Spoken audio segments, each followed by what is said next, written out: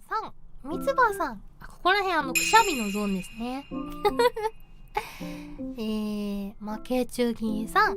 マジでどんだけくしゃみ助かってんのねえ、本当にみんなさ、助かってんのねえ。こんなにさ、言ってるけど、本当に助かってんのくしゃみしたら。助かってんの本当にめちゃくちゃ助かってるか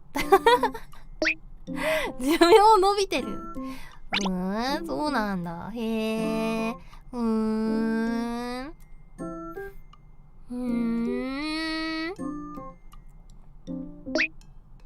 生活音は良き。くしゃみって生活音に入るのか。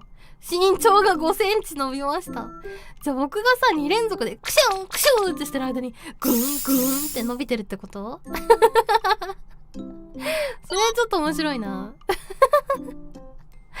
ちょっとおもろいな。鼻の下伸びるみたいな感じでね、身長も伸びちゃうみたいなね。それあるかもしれない。待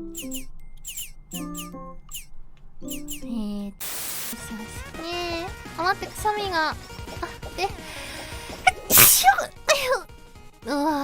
よかった。レベルアップに助けられたわ。